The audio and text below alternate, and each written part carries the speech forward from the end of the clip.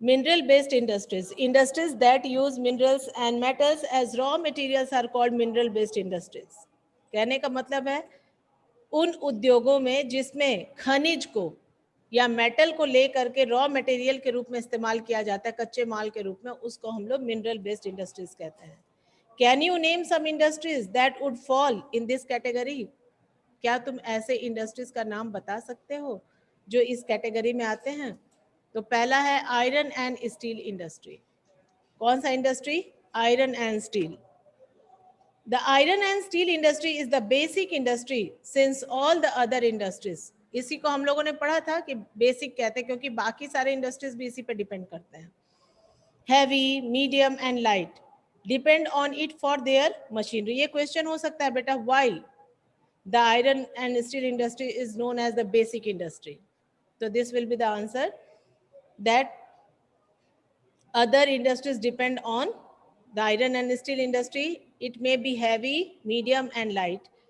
Depend on it for their machinery. Steel is needed to manufacture a variety of engineering goods, construction material, defense, medical, telephonic, scientific equipment and a variety of consumer goods. ठीक है, तरह तरह की चीजें ये बनाने के भी काम आता है और फिर तरह तरह की मशीनों को भी बनाता है जिससे कि कंज्यूमर गुड्स तैयार होते हैं. इसीलिए चूंकि बाकी इंडस्ट्रीज इसके ऊपर आधारित हैं, इसको इसीलिए बेसिक इंडस्ट्री भी कहा जाता है. Production and consumption of steel is often regarded as the index of a country's development.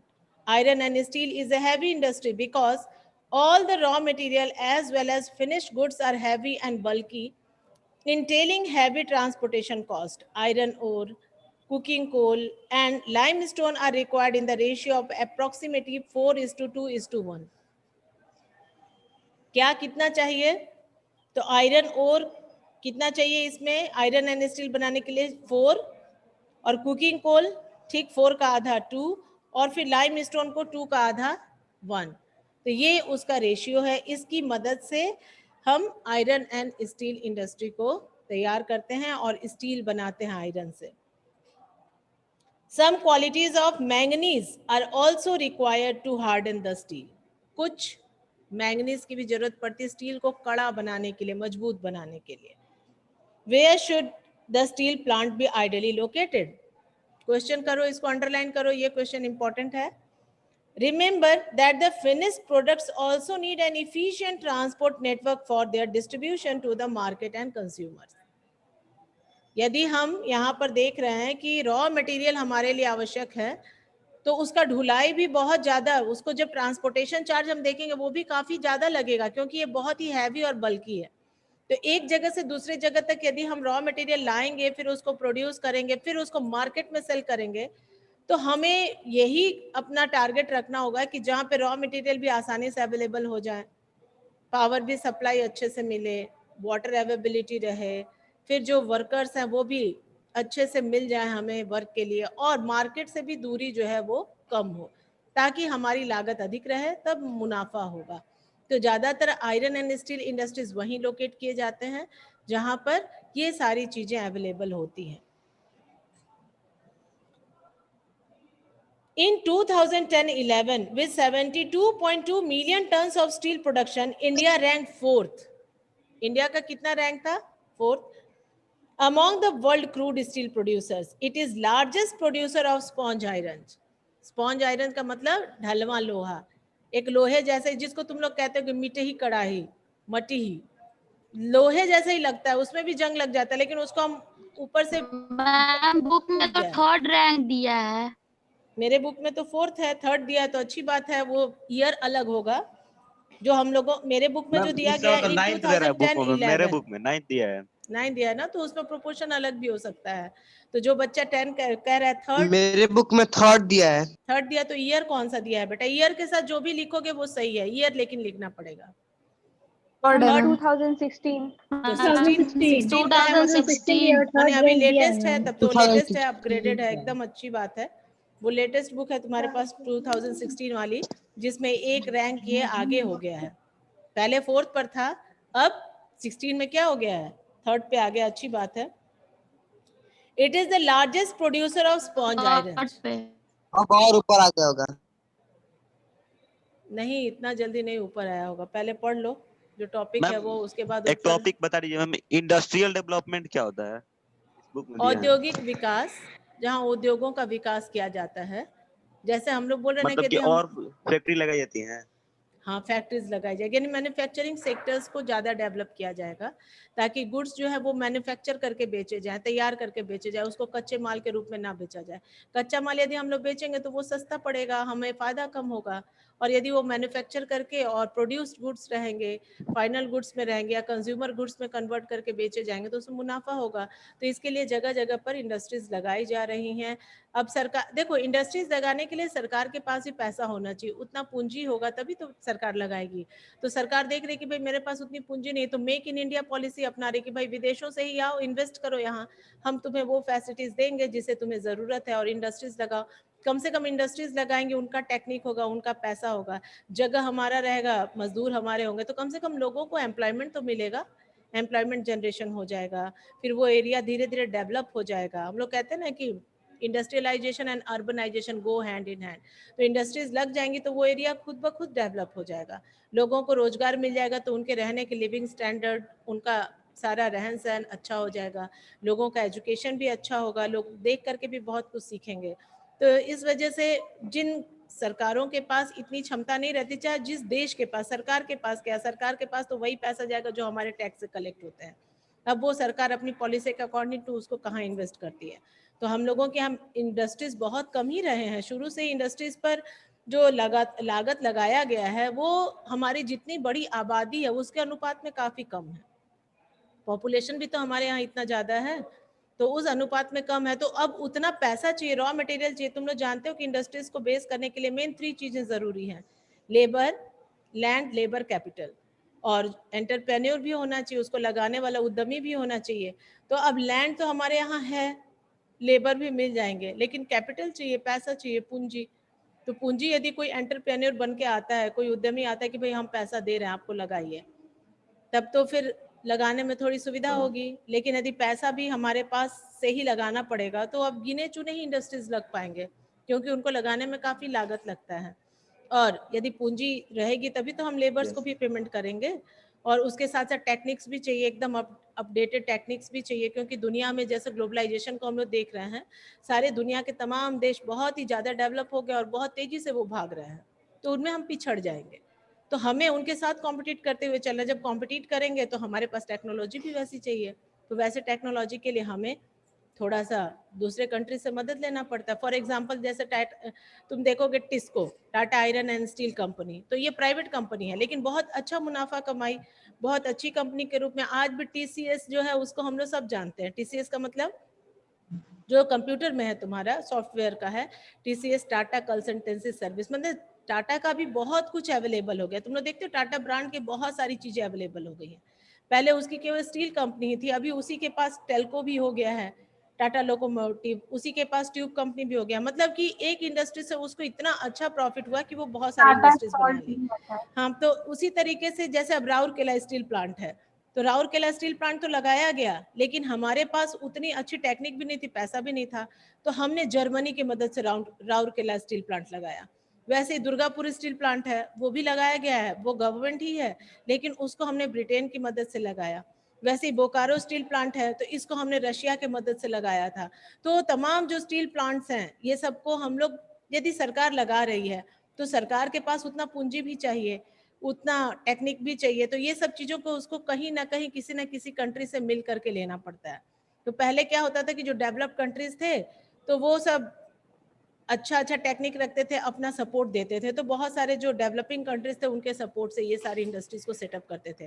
तो अब जब ग्लोबलाइजेशन का दौर आ गया है तो अब वो सारे कंट्रीज भी देख रहे हैं कि हमारे यहाँ तो ऑलरेडी हम लोग डेवलप हैं, अब हमें वो जगह चाहिए जहाँ कम ही दाम में हमारा काम हो जाए, क्योंकि उनके यहाँ तो सबका लेबर चार्ज ज़्यादा है, उनके लिए इन्वेस्टमेंट अधिक होगा, तो वो लोग इसलिए वैसे कंट्रीज के तलाश में घूम रहे हैं।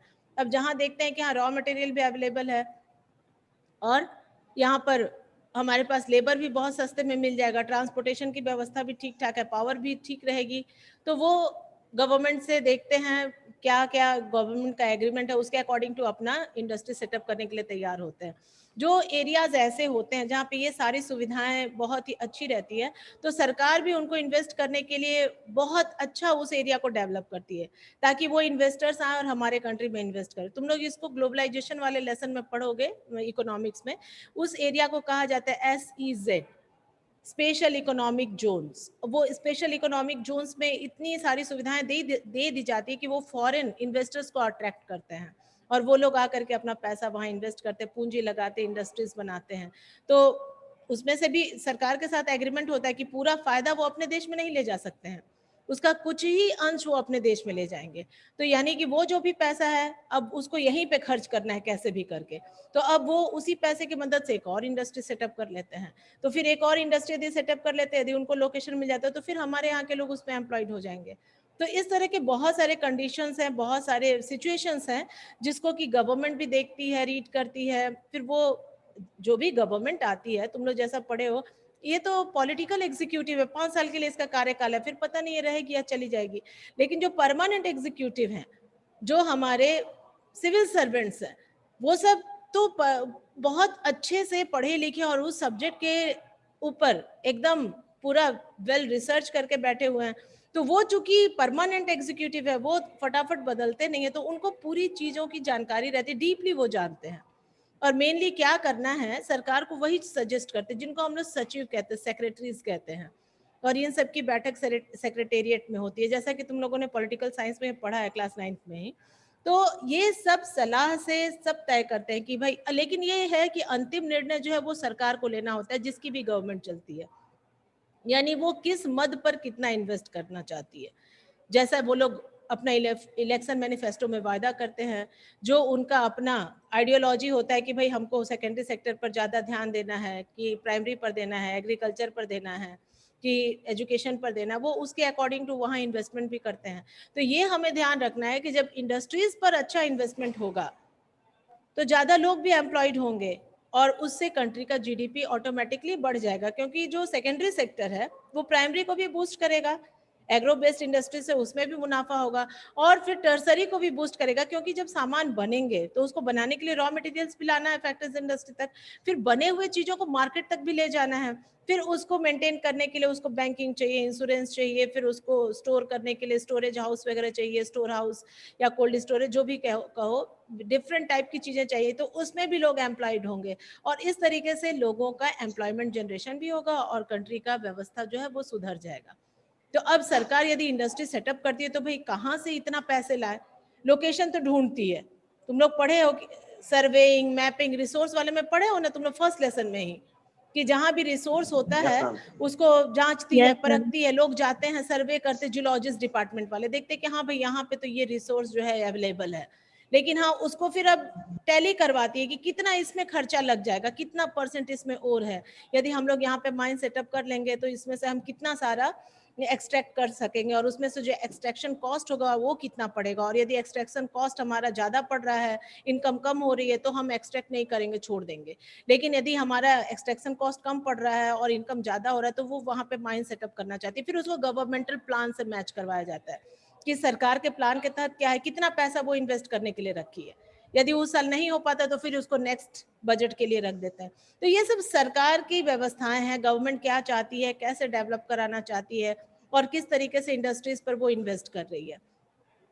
तो जब जो भी इंडस्ट्रीज है जो मिनरल पर बेस्ड है, तो उसके लिए तो मिनरल है ही, तो भाई रॉ मटेरियल के लिए उसको मिनरल चाहिए, तो उसी के बेस पर तुम्हें यहाँ पर एक मैन्युफैक्चरिंग ऑफ स्टील का फ्लो चार्ट दिया गया कि जब मैन्युफैक्चरिंग ऑफ स्टील होगा, जैसे यहाँ क्वेश्चन पूछा गया है कि आयरन एंड स्टील कंपनी जो भी फैक्ट्रीज है, इंडस्ट्रीज है, उनको कहाँ हम लोकेट करेंगे, तो यहाँ फ्लो चार्ट के तहत यदि तुम लोग देखोगे तो तुम्हें ये क्लियर हो जाएगा। और फिर यहाँ पे एक चीज भी दी गई है, अब तुम्हारे जैसे तुम लोग बोल दिए कि डाटा मेरा डिफरेंट है, तो अब ये भी फिर पढ़ेंगे तो फिर ये डाटा भी डिफरेंट होगा। अब तुम लोग अपने बुक से टैली करो कि तुम्हारे बुक में क्या डाटा दिया गया है, ठीक है। जैसे ये लाइन दिया गया है कि it is the largest producer of sponge iron, ये तो ठीक है, ओके, इन 2010-11। अब तुम्हारे बुक में वो फिर 16-17 होगा, 15-16 है, 16-17 है, जिसका जो भी है अब उसके अकॉर्डिंग टू उसको टैली करना। In 2010-11, per capita consumption of steel in our country was only around 49 kg per annum. ये बहुत ही खराब चीज है, इतना कम लोग कंज्यूम कर रहे हैं, यानी कि लोगों के पास पैसा नहीं है तभी तो वो स्टील पे इन्वेस्ट नहीं कर रहे हैं। और दुनिया में कितना है एवरेज, कम से कम 182 kg। सोचो हमारे देश में कितना, केवल 49, 50 kg भी नहीं है। अच्छा, जो लेटेस्ट वाला है उसमें क्या दिया है बेटा, तुम लोगों के बुक में जो लेटेस्ट वाला है 63 kg पर एनम। 63, यानी कि बढ़ा है। पहले मान लो 49 था, अभी 63, 14 kg बढ़ गया, तो अच्छी बात वर्ल्ड है। Average of 208 kg। बताओ, तो 200 प्लस में हो गया। उस हिसाब से हम लोगों का बहुत कम कंजम्पशन है, इसी वजह से हम लोग डेवलपिंग में है, डेवलप कंट्री के रूप में नहीं है। तो ये दिया जा रहा है कि जिस कंट्री में आयरन का जितना ज्यादा खपत होता है, यानी देश की जनता जितना ज्यादा आयरन को कंज्यूम करेगी, ये मान लिया जाता है कि वो कंट्री उतना ही डेवलप है। क्योंकि जिसके पास पैसा होगा वही कार खरीदेगी, मोटर खरीदेगी, छड़ सीमेंट बिल्डिंग के मटेरियल्स में लोहों का इस्तेमाल करेगी, और फिर इंडस्ट्रीज फैक्ट्रीज चलाएगी, रेलवे लाइंस बिछाएगी, उतने सारे आयरन के खपत होंगे। तो वही दिया गया कि हमारे देश में बहुत कम है। यदि हम पूरे दुनिया का भी एवरेज मिला लेते हैं कि पूरे दुनिया में जो आयरन एंड स्टील का खपत है पर एनम कितना होता है, तो उसका यदि एवरेज एक निकाला जाता है प्रोपोर्शन, तो वो भी तुम्हारे बुक के अकॉर्डिंग टू 200, मेरे बुक के अकॉर्डिंग टू 182, वो भी इतना हाई है। और हमारा कंट्री जो है वो उसका कितना छोटा सा अंश है, सोच लो। तो इस वजह से हमें भी जरूरत है कि हम भी आयरन और स्टील का प्रोडक्शन उस तरह से करें और कंजम्पशन भी वैसा करें। कंजम्पशन करेंगे तभी हम भी डेवलप कंट्री के रूप में गिने चुने जाएंगे और उनके कैटेगरी में आकर के शामिल हो सकते हैं। तो अब यहाँ पे दिया गया प्रोसेस ऑफ मैन्युफैक्चरिंग स्टील कैसे बनाया जाता है, फ्लो चार्ट में दिया गया है, इसको ध्यान से देखो। सबसे पहले दिया गया transport of raw material to plant. कच्चा माल जो है उसको प्लांट तक ले जाया जाता है। प्लांट मीन्स जहां पर ये मैन्युफैक्चरिंग करना है, बनाना है, ठीक है, जहां पे ये प्रोसेसिंग का वर्क होगा। माइंस में निकल गया रॉ मटेरियल। अब वो माइंस अलग जगह पर है, जहां पर फील्ड होगा, कोल फील्ड होगा, आयरन फील्ड होगा, वहीं पर वो रॉ मटेरियल के रूप में निकलेगा, आयरन ओर या कोल निकलेगा। तो वो तो फील्ड से निकला, लेकिन उसको हम कहाँ ले जाएंगे, उसको हम ले जाएंगे प्लांट तक। प्लांट तक ले जाएंगे तब जाकर के जो भी प्रोसेस में होने वाला है प्रोसेसिंग वहां होगी। अब ये कहाँ जाएगा, प्लांट में। तो प्लांट में क्या होंगे, ब्लास्ट फर्नेसेस, बहुत बड़े बड़े भट्टी रहते हैं जहां पर लोहा को पिघलाया जाता है। अब यहाँ पे क्या होता है, iron ore is melted, iron का जो कच्चा माल है वो अब पिघलाया जाता है इसी में। उसमें क्या डाला जाता है, limestone is fluxing material which is added, slag is removed, coke is burn to heat the iron. तीन चीजें इसमें जरूरत पड़ गई, एक आयरन ओर है, दूसरा लाइम स्टोन है, और तीसरा है कोक, कोयला। कोयला को जला करके और इसको हम लोग इस्तेमाल करते हैं। उसके बाद फिर जब मान लो ये पिघल गया, ब्लास्ट फर्नेसेस में डाला गया, पिघल गया, तो क्या होता है कि इसमें फ्लक्सिंग मटेरियल के रूप में इसमें क्या डाल दिया गया, लाइम स्टोन। अब उस लाइम स्टोन के डालने से क्या है कि जो इसमें का बेकार चीज है, इम्प्योरिटीज है, वो सारा नीचे बैठ जाएगा सतह पर। अब ये सब ब्लास्ट फर्नेसेस तुम लोग क्लास 8 में पढ़े होंगे, उसमें वो ब्लास्ट फर्नेसेस की पिक्चर्स भी दिए गए या साइड बुक्स में किसी किसी में है। उसमें क्या होता है कि उसमें से एक नॉब लगा हुआ होता है, वहां से जो भी बेकार चीजें हैं, इम्प्योरिटीज है, उसको फिर वहां से रिमूव कर लिया जाता है ऊपर का नॉब बंद करके। तो जो इम्प्योरिटीज है वो बाहर निकल जाती हैं, और जो उसमें रिमेनिंग मटेरियल है वो रह जाता है। उसी में यदि हमें एलॉय के रूप में मैंगनीज डालना है या कुछ और चीज डालना, निकल डालना, उसको हम डालते हैं उस तरीके से ड्यूरेबिलिटी उसको बढ़ाने के लिए, या उसको लाइट बनाने के लिए एल्यूमिनियम वगैरह भी ऐड किया जाता है। तो जब हम उसकी इम्प्योरिटीज निकाल लेते हैं, फिर उससे जब हम आयरन बनाते हैं तो वही स्पॉन्ज आयरन बनता है। तो इंडिया स्पॉन्ज आयरन के प्रोडक्शन में वर्ल्ड में नंबर 1 है। जो ढलमा लोहा, खराब क्वालिटी का लोहा होता है उसके लिए, लेकिन जो fine quality of iron and steel बनता है उसमें हमारा कंट्री इस बुक के डाटा के अकॉर्डिंग टू 4th, और तुम्हारे बुक लेटेस्ट बुक के डाटा के अकॉर्डिंग टू 3rd पोजीशन पर है। उसके बाद क्या किया जाता है, जो उसमें का अच्छा क्वालिटी बच गया उसको फिर पिग आयरन में उड़ेला जाता है, उसको उड़ेल दिया जाता है दूसरे बर्तन में जो अच्छा वाला आयरन था। Molten material poured into moulds, अलग बर्तन में उसको डाल दिया जाता है जिसको कि पिग्स कहा जाता है, पिग आयरन। फिर वहां से स्टील बनने का काम शुरू होता है। अभी तो खाली पिघलाने का काम हुआ, ब्लास्ट फर्नेसेस में वो पिघला और उसकी इम्प्योरिटीज को छांट करके अच्छा लोहा को एक जगह कर दिया गया जिसको पिग आयरन में डाल दिया गया। अब स्टील कैसे बनता है, pig iron is further purified bye melting, फिर से उसको पिघलाया जाता है। and oxidizing the impurities. Manganese, nickel, chromium are added. ये सारी चीजों को उसमें फिर मिला दिया जाता है, फिर उसको शेप दिया जाता है। उस लोहे को हम किस शेप में डालना चाहते हैं, तो पिघला हुआ है वो, जैसे कि पिघला हुआ कोई चीज होता है, जैसे एग्जाम्पल के रूप में गुड़ को ले लो, जैसे गुड़ है, जब गुड़ को हम क्रशिंग करते हैं शुगर केन को, तो वो पिघला हुआ रस रहता है, और रस को फिर हम भट्टी पे जलाते हैं, आग पे जलाते जाते हैं, तो धीरे धीरे क्या होता है, वो सॉलिडिफाई होते जाता है। जब वो सॉलिडिफाई होता है तो फिर वो गाढ़ा हो जाता है, राब बन जाता है, महिया बन जाता है, जिसके आसपास में ये सारी मैन्युफैक्चरिंग होती होगी वो देखते होंगे। उसके बाद उसका एक कंडीशन ऐसा होता है कि उसके बाद उसको हम हीट देना बंद कर देते हैं और उसको ठंडा कर देते हैं। जब वो ठंडा होता है तो जिस शेप में उसको हम डालते हैं वैसा ढल जाता है, या उसको हम गुड़ का गोली बना करके भेली जैसा कर देते हैं, या यदि उसको प्लेन ही रह करके उसको काट देंगे या तोड़ देंगे तो वो चट्टान जैसा हो जाएगा, या उसको हम जिस शेप में डाल करके रखेंगे वो उसी शेप में होकर के निकलेगा। तो उसी तरीके से दिया गया है कि फिर उसको शेप दिया जाता है, रोल किया जाता है, यदि गोल गोल बनाना है तो प्रेसिंग, उसको दबा करके चपटा किया जाता है, प्रेसिंग करके दबा करके क्या किया जाता है, चादर के रूप में तैयार किया जाता है, जिससे अलमारी वगैरह बनते हैं, जो चादरों का इस्तेमाल करके अलग अलग चीजों को बनाया जाता है। और फिर कास्टिंग एंड फॉर्गिंग, फिर उसको जोड़ा जाता है या उसको मोड़ा जाता है, ये सारी प्रक्रियाएं उसमें चलती है। जैसा जैसे उसको शेप डालना है फिर उसको शेप करने का काम चलता है, तो शेप लास्ट में दिया जाता है। उसके पहले भी उसके बहुत सारे प्रोसेसेस होते हैं जिसको हम लोगों ने यहाँ इस फ्लो चार्ट के रूप में देखा। हाँ, कोई बच्चा कुछ पूछ रहा था, बोलो बेटा। What do you want to ask? Ravishankar कुछ पूछना चाहते हो क्या? No ma'am. नहीं, ओके, लगा कि कोई कुछ पूछा। अच्छा, नहीं ध्यान दिए कौन क्या बोला, ठीक है कोई बात नहीं, आगे चलो। नई बुक के रिकॉर्ड के हिसाब से इंडिया सेकंड में हो गया है क्रूड स्टील प्रोड्यूसर में। Crude 2018 sponge no ma'am,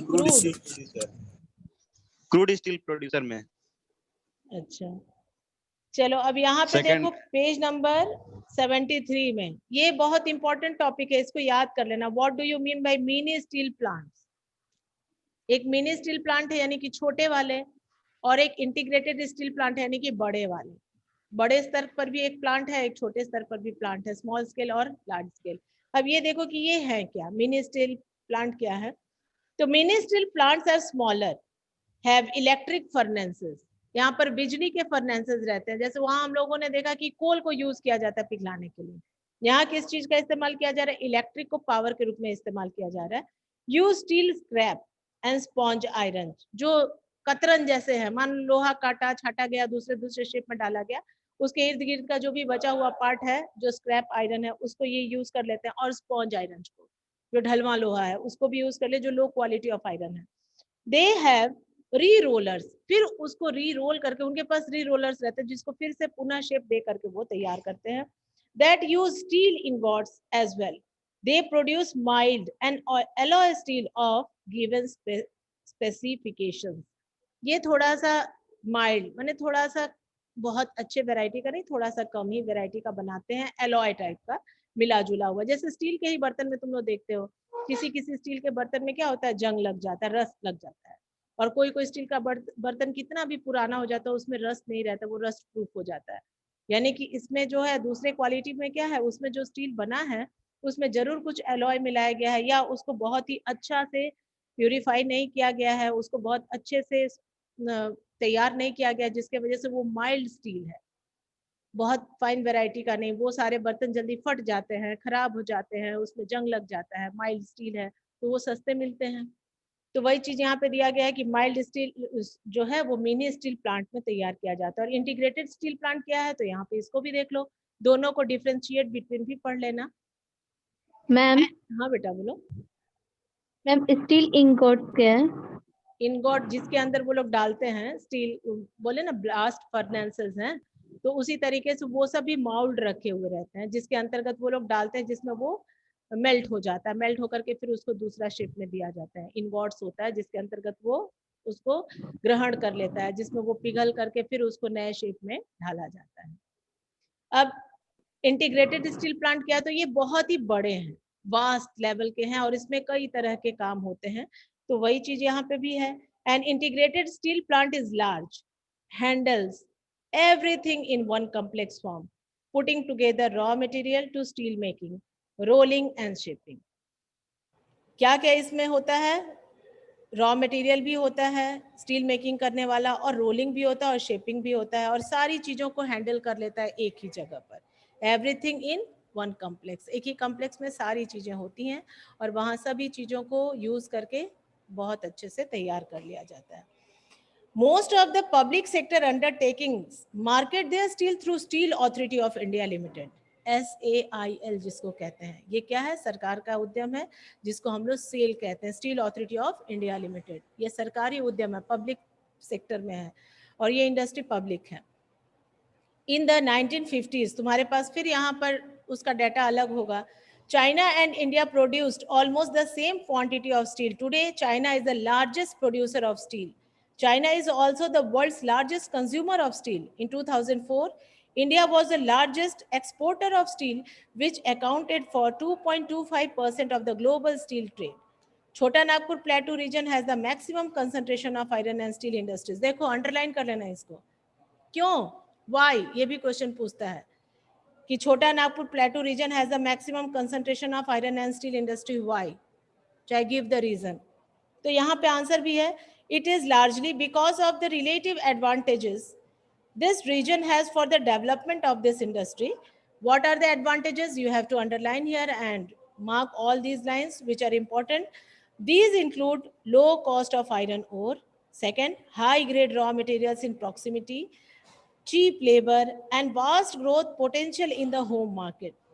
Though India is an important iron and steel producing country in the world, yet we are not able to perform to our full potential, largely due to these are the drawbacks of our what? Iron and steel industries. ये कमियां हैं जिसके वजह से we are not getting that target which we have to achieve. क्या है? High cost and limited availability of cooking coal. बहुत ज्यादा दाम है और बहुत कम ही है. Second, low productivity of labour. मजदूर भी बहुत धीमे धीमे काम करते हैं और सरकारी उद्यम है तो कहो मत, इतना आराम से वो काम करते हैं कि प्रोडक्शन धीरे होगा. इसीलिए सरकार धीरे धीरे क्या करे, सारी चीजों को प्राइवेटाइज कर रही है. अब प्राइवेट सेक्टर्स में कम मजदूर भी ज्यादा प्रोडक्शन कर देते हैं, सरकारी में ज्यादा मजदूर रह करके भी कम प्रोडक्शन करते हैं, क्योंकि बहुत स्लो और बहुत ही अपनी इफिशियंसी का सही तरीके से उपयोग वो नहीं करते. इरेगुलर सप्लाई ऑफ एनर्जी, कभी लाइट रहती है कभी नहीं रहती है, कभी एनर्जी मिला कभी नहीं मिला. एंड पुअर इंफ्रास्ट्रक्चर, इंफ्रास्ट्रक्चर अच्छा नहीं रहेगा, रेलवे या ट्रांसपोर्ट अच्छे नहीं रहेंगे तो रॉ मटेरियल आसानी से एक जगह से दूसरी जगह तक नहीं पहुंच पाएंगे, तो इसमें भी डिले होगा और प्रोडक्शन में भी बाधा आएगी. We also import good quality steel. ये देखो बहुत फिर वही टेक्सटाइल वाला जैसा ये भी पॉइंट है. We also import good quality steel from other countries. However, the overall production of steel is sufficient to make our domestic demand. Liberalization and foreign direct investment, FDI, जिसको अक्सर तुम लोग सुनते हो, have given a boost to the industry with the efforts of private entrepreneurs. There is a need to allocate resources for research and development to produce steel more competitively.